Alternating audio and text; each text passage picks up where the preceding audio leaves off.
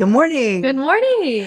So they tell me here about the Lydia Effect. Yes. What is the Lydia Effect? And I'm going to get straight into that first before we talk about your background and everything, because I think that for me, just look at your social media and everything, was something exciting, new that you're doing. And I wanted to hear about that first. Yeah, no, I love to talk about it. So I'm a huge believer that when leaders are healthy, everyone grows.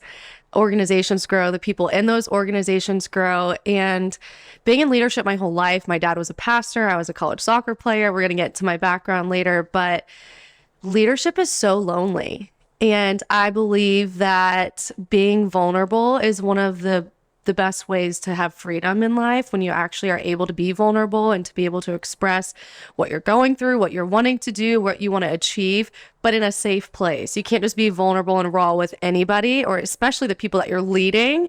So the Lydia Effect is really a place for leaders to come together and to be equipped to do what they have been called to do. And so there's women that it's all for women. So no guys are allowed in the Lydia Effect. So it's a place for women to grow in their relationship with God, to grow in their relationship with other women who are their cheerleaders, who are actually supporting them, and to grow in business and marketing. I love that. I love that because it is true. Being the leader of any corporation, being a leader in some respects, parents are the leaders of their families. I kind of rail against the idea that there's one leader of a family. Yeah. The parents are together lead, the family in the direction. But when you say transparent, it's so hard to be transparent and vulnerable at work, because sharing too much sometimes can make people feel uncomfortable, or maybe like, if you are in a pack of animals, you don't want to think that the head dog doesn't know where they're going. Right. You want to know, are you going to take care of me? Are you going to take care of me, or are you not? Yeah. But there are certainly moments of uncertainty as a leader. Oh, yeah. And so navigating that is tricky. Right. And so what made you decide with the Lydia Effect to have this as a leadership group only for women? Yeah. So, I started a nonprofit in 2014, and it was for women's health and fitness. So really for 10 years, I've been serving women, and it's just kind of naturally metamorphosized into just leadership, because I realized that was something I so desperately needed, because when you're leading hundreds and sometimes thousands of people, you go home from speaking at a big conference and you have all these people cheering you on and all these fans and all these followers, and then you're alone. Or you're in a hotel room and then you're crying thinking, is this all fake? Do I really have community, or is this just a facade? Or is this just a bunch of people who say they love me, but then there's really no depth. There's really no growth. There's really no day-to-day walking life together. And so for me, I was really missing out on that component, and I wasn't wanting to just be around people who were going to just have a sob fest about their life. I wanted to be with growth-minded people. Okay, let's talk about our issues. Okay, but what's the solution? How are we going to actually make this a better outcome? How can we impact the world? How can we take our pain? How can we take the things that we've been through and make a difference and bring a solution instead of just complaining about all the problems? There's a lot of complaining now. Yeah. I like the idea that you said growth-minded people. Yeah. Because I think if you affect one leader, then you have affected many people just by one stroke of helping one person be happier. You've maybe helped a group of people, like you said, 5, 10,000, hundreds, thousands, you just don't know. Yeah. There is a lack of emphasis on making women leaders. Right. And I'm not sure I understand it, but it does need to be fixed is the wrong word, but we do need to change that dynamic. Yeah. And so you mentioned that some people talk about their pain, so they get close enough to you, or you get close enough to them, where you talk about things that have happened in your life that have been traumatic. Yeah. And it's honestly so healing, because when you're with people who are solution oriented, they're not going to feed into the drama of your story or the emotion or try to make you harp on it for so long. They're going to hear you out. They're going to be there, but then they're going to look out for your best interest moving forward. And so that's what's so important. And I believe also with leaders, there's a silent understanding. There's this, sometimes you don't have to say anything and you're just like, yeah, today was really rough. And then you're just like, yeah, I get it. Because you're leading people and people are messy. And when you want to do the right thing and be respectful and honorable and to love and support the people around you, it's exhausting at times. And so to be with other women who just get it, and that's why I say it's a silent understanding, because you can do one of these, yeah, I get it.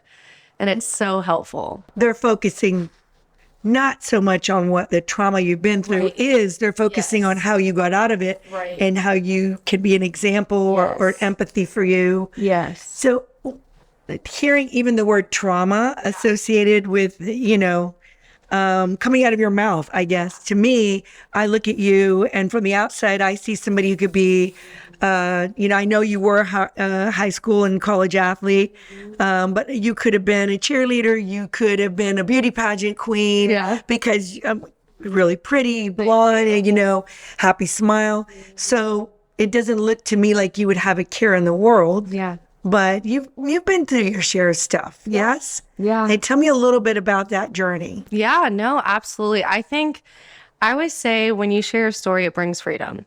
The moment you share a story, other people realize, oh, wow, it's not this shell. There's so much more. And I believe that it will bring hope. So when I share my story, anybody who's listening, I don't want you to think, poor Liv, poor girl, like she's been through so much. I want you to think, wow, I can get through this. Okay, what I'm going through, I'm going to freaking crush it. Let's go, And so back in 2013, my husband was involved in a very tragic car accident in which the woman in the backseat of the other car passed away. And so he was actually sentenced, to 7 years in prison.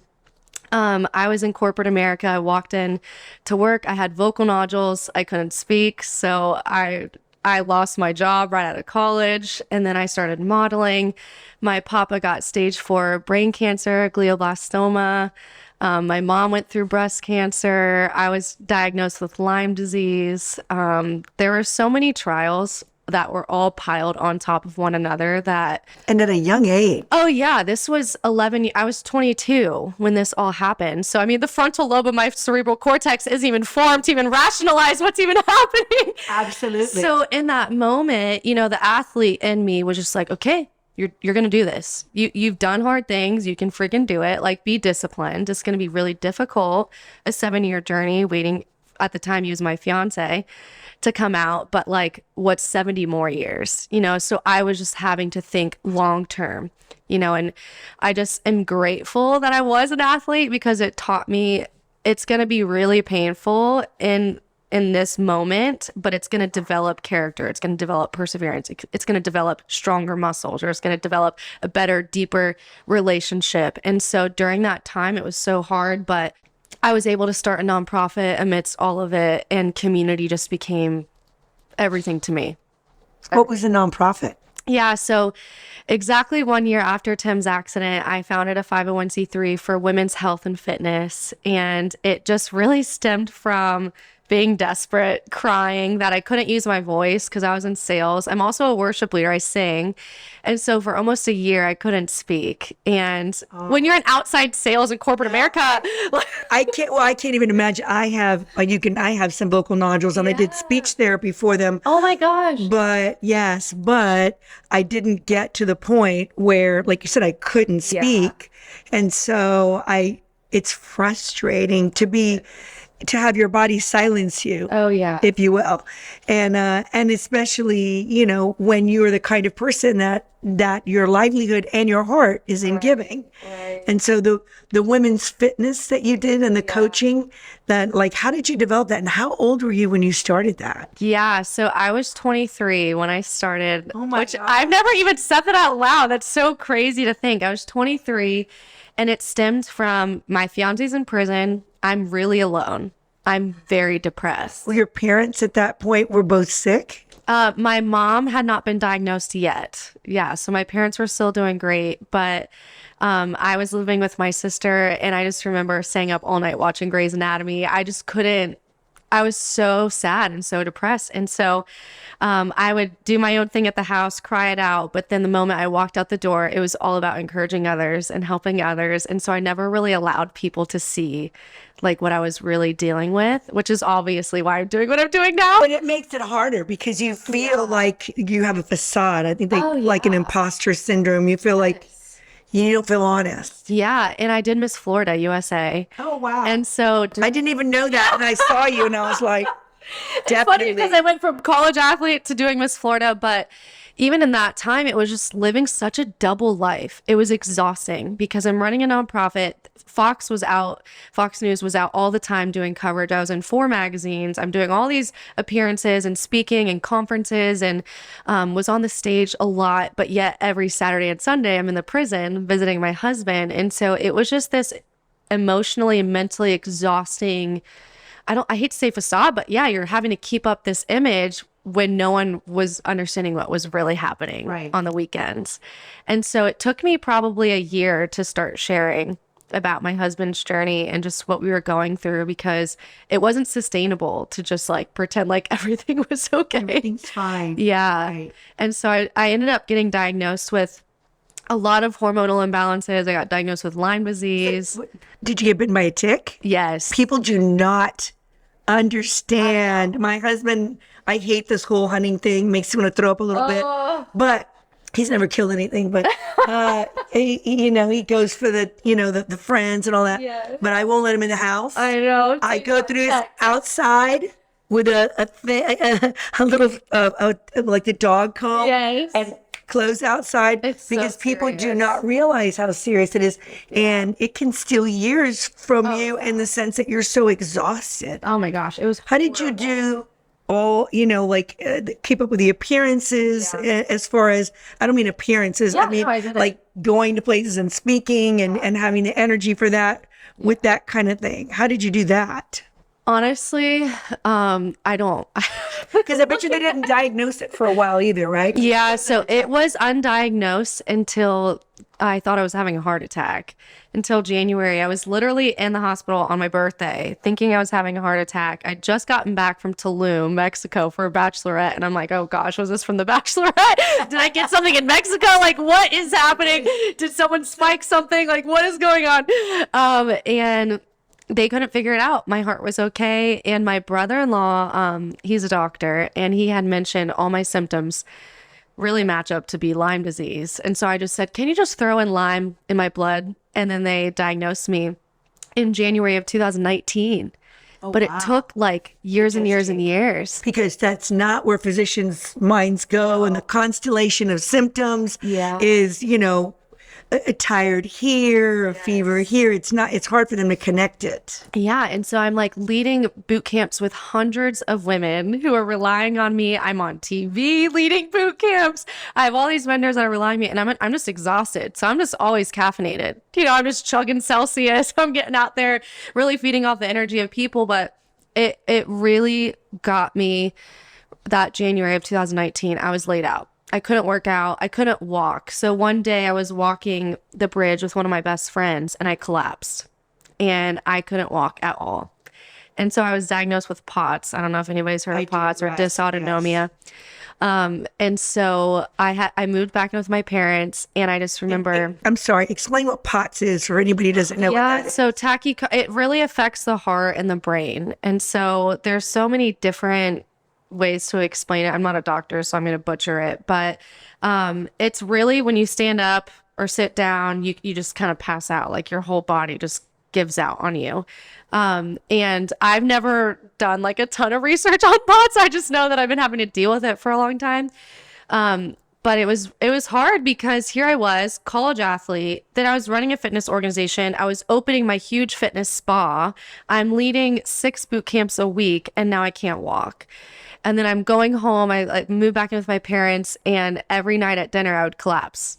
And so my dad's carrying me to the bathroom, carrying me to my bed. Oh, gosh. And I just remember like crawling from my bed to the bathroom. It was so humbling and so just like, who is this person? That's true, because I'm just thinking your identity. My whole identity. Your whole identity is happy and energetic and fierce on the feet. Would you play college soccer? Yeah. Where'd you play? Palm Beach, Atlantic. Okay, so you're first you're this fierce competitor, and then you're this bubbly, pageant girl, and then the next thing, you're leading all these women and you're encouraging them to have energy and move their bodies, and then you're laid out at night. Yeah, I was literally laid out, and I just, honestly, I don't know, whoever's listening, faith is everything to me. And so during that time, I just prayed all day, every day. I didn't know what else to do, because when you're just in bed, I mean, I'm not going to just Netflix and chill all day, every day, And you said you kind of had a little bit of a head start that some people don't have because your dad was a pastor. Yes, yes. So you had a foundation in terms of faith. Yeah, and a lot of people talk about daily declarations. Do not minimize the effect of that. Like, anybody who's listening right now, those will change your life. Like, what you speak out loud, we have the power of life and death. We're either speaking life or we're not. And whether people believe in God or they don't believe in God, you can still have that power to say that. And so every day I would just say, I'm healed. I'm healed. I am well. I'm going to be able to do this again. And I would just have to say it over and over and over again, even if my body was not following suit, because I knew at some point I'm going to be better and I'm going to crush it again. So I started Lyme treatment, got better, still struggle with a lot of different things, but just got to keep speaking life. Well, and I think if you have, certainly one of the things that happens when you have something like Lyme disease, but it can be applied to so many other things in your life, is that there's a constellation of symptoms and you don't really recognize what the root problem is. Oh my gosh. Could the root problem be physical? Yeah. Could the root problem be in another sphere of a person's life, emotional, something that they're not acknowledging? Yes. And it's only when you stop and consider what's happening with the attitude and the declaration, like you said, I'm going to move past this. Yeah. That kind of allows your mind to go toward the solution, as opposed to getting dragged down to the problem to the point where you are giving up. Yeah. A person gives up, there's no finding a solution. Yeah. There's no going to a doctor. There's no, getting back to church. There's no forward movement if a person throws their hands up and gives up. Yeah. And sometimes, there are definitely seasons where I said, screw this, like, for lack of better words, you're just so exasperated at everything. You're like, my husband's this, then my mom got this, then I have this, then everything's falling apart. My sister's married, I'm moving out, just everything at once. And I'm young and I have not a lot of perspective. Yes, and I'm young and I'm like, oh my gosh. And so I remember some days I had to give up. I had to say, stop trying so hard, because I think that we're just taught, to pursue accolades, to pursue, society tells us, get an education, move forward, get a job, get married, have kids. It's this whole thing. And when it doesn't happen in that order, or if something, disrupts that, then you feel like this massive failure that you did something wrong. But in reality, I didn't ask for a tick to bite me, and so we just have to understand, like, sometimes we have to press pause. Sometimes our bodies can't move forward. And so, saying giving up, not mentally, but like we need to allow our bodies to physically rest and to recalibrate and say, like what you said, is this emotional? Is this physical? Is this something mental? Like, maybe I have a mental block that I have trauma that I need to get over from when I was a child. Or maybe this friend really upset me and I'm dealing with unforgiveness. Or maybe I'm just really angry and I need to get this out in kickboxing. Whatever it is, we need to be able to, like, sit back and say, okay, what is it? What is that root cause? What is this thing? So when I was looking at, and this is some old posts, you had achieve versus abide. Yes. And I thought that was very profound, because I don't think you can be a religious person. Yeah. And that will certainly, sometimes things like this will help spur you in the right direction in your faith or even in your secular life. Yeah. But I didn't, when I first saw that, I was like, wait, is she saying not to achieve? But when I read it more closely, to me, it meant that achievement isn't the only thing You have to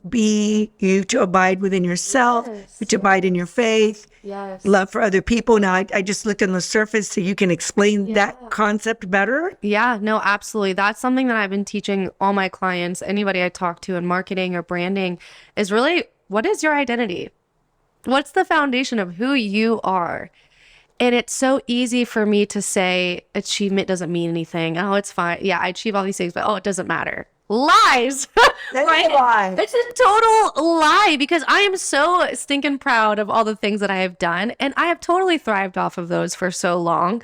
But when something happens, you have to understand, okay, if all those things were taken away, who am I at my core? What is the legacy that I'm leaving behind? What's the character traits that I want people to talk to me about? Am I a woman of integrity? Am I a woman that's honest? Am I a woman that will get up in the middle of the night and help a friend in need? Am I going to go help the poor? Am I going to go help orphans? Am I, so those are the things that you have to think about. Do I have inner peace or am I struggling with inner turmoil? And so it's like, are we so obsessed with achieving and doing all these things, or are we content in just being who we really are? Because that's hard for you because you are an achiever. Yeah, I mean, which I most of my posts I preach to myself. It comes from really just figuring that out, and I hope I don't say that flippantly, but it's so much deeper than just saying, oh guys, it's not about achieving. We have to be, especially in a world where there's so many identities thrown at us, right? Like, what's a woman? What's this? What's that? Which, no judgment, but we have to be secure in who we are because our world is crazy, but if we're not secure in our identity, if we're not at peace internally, like really at peace with who we are in our marriage or in our friendships, then whatever we achieve isn't going to matter. And that's a day-to-day thing. Yeah. I just giving that little perspective. That's a day-to-day thing because today I'm content with where I'm at. And then maybe tomorrow I'm not content. And sometimes that's okay if you turn it into, something positive. Yeah. And it's, I always say there's a big difference between being content and being complacent. Yeah. We're not called to be stagnant or complacent or do nothing, but being content means, okay, today I don't have 10 clients and I don't have $1 million in the bank, but I'm okay because I have peace. Right. Being happy. Yes. In all seasons. So all over my house, I have signs about being grateful because I know that people who are grateful for what they have, and we have so much to be grateful for, all of us, that gives you a certain amount of peace because there's a lot of wasted energy when it comes to whether it's envy or insane desires for things that are not necessarily healthy. I mean, there's nothing wrong with having ambition. Oh, yeah. No matter who you are. Yeah. And I mean, you have, just because you feel content and just because you're a woman of faith doesn't mean you don't have ambition. Oh, I'm not going to be second place. I'm going to go on the field and I'm still going to score. So tell me what your field is now. Tell me what your business is now. Tell me about where you are now. Yeah, so it's actually been a crazy season because I didn't realize this is like my 10th year of serving women in community. And I'm kind of going through a reinvention phase, which is so wild and kind of terrifying to think of almost restarting, like revamping my life. But like I mentioned before, I have just been solely focused on leadership, solely focused on how can I make female leaders the healthiest possible, mentally, physically, emotionally, spiritually, like relationally, And so I've created a leadership program. I've created a course. I'm doing masterminds. I do events every month, every quarter to really gather female leaders and say, okay, where are we going? Where have you been, but where are we going now? And how can we truly collaborate together? And I think that word collaborate has been used so like shallow, right? Everybody wants to collab, do all these things, but no, what does that really look like? That's the nitty gritty. That's saying, hey, I'm going to go in a room full of opportunity and I'm going to say your name, not my name. And it's just really learning what that looks like because, like I said before, when leaders are healthy, everyone grows. And so with the Lydia Affect, it's a membership program for women in business, for women in leadership. But then I have the Created program that's all about created on identity, created on authority, and created on multiplication. So you have an identity that was given to you, and then you have authority to go out and crush it. And then we're called to scale and multiply our business. Who are we mentoring? Who are we discipling? Who are we helping that next generation to really grow up and be the powerful boss women, but also compassionate and kind and loving? Like, we don't have to choose between the two. We do not have to choose. You can be a fierce woman in the courtroom, but still love on and hug on someone when they're going through a hard time. And so I think that concept needs to be talked about more. And so that's what I've been doing. Well, I think that there is definitely a need, a calling for this, because people don't have to choose between men and women. I don't want my husband to be so involved in being this, force at work that he can't be a good father, because not only would that deprive my children of a wonderful person, but it would deprive him of the most probably important calling he has. Absolutely. Okay. So, but it doesn't mean that is not an obstacle course without some pitfalls. It is. Yeah. So I think there's so much value in leading women, to a place where maybe they know that other people are struggling. Yeah. But that's just a pass through, not to focus and live in that, but to move beyond that and figure out how to help each other. Oh, yeah. That could be emotionally, but it can be politically. And I don't mean political like politics. Right. I mean, there's politics in every boardroom. Oh, yeah. In every marketing event. Oh, yeah. and help other people, helping leaders. So that is the Lydia effect, right? Yes. And so tell me, and I know we have to get going, but tell me where you chose the name, because I'm sure has a special meaning for you. Yeah, it's crazy. So I had all these crazy marketing ideas. So my degree was in marketing. I've been doing marketing for 10 years. And one day God was like, stop trying. Stop trying so hard. The striving, the achieving of trying to figure out the most creative name for this new group. And I was genuinely reading my Bible. And there was a story in Acts about Lydia. And she was basically your modern day fashionista, like very successful woman. And she made clothing with fine purple linen. And back then, purple was just known for the most expensive, extravagant. And so she used all the money to help fund all the churches, the first churches. And so I said, I want to be that woman. I want to be the woman who acquires a lot of wealth to help the needy, to help people that need it, to help churches, to help orphans, to help whoever needs help. I don't want to be, locked down and not have financial freedom. And I want to teach other women, how can we be women who aren't just, I'm not saying just stay-at-home moms, but you can still create a living as a stay-at-home mom.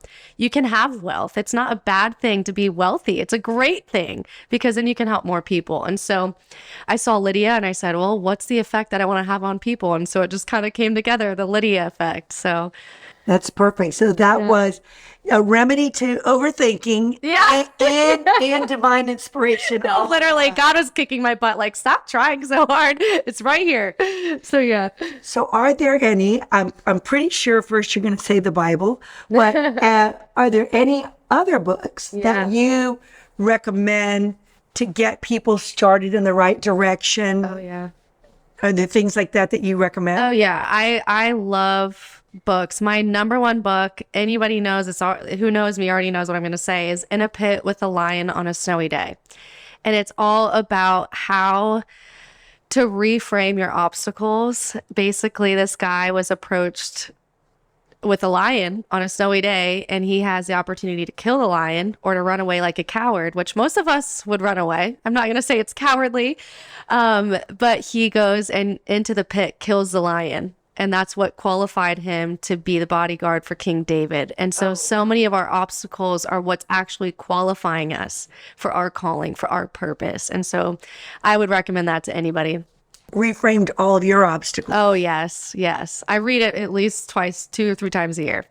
Well, that sounds like a great read. Yeah. So thank you for coming. Your life is not only interesting, and it's, think about it. It's not like you're telling me all of these things, all these trials that you've been through, at some advanced age or anything. You figured out a lot of what other people take a lifetime to do.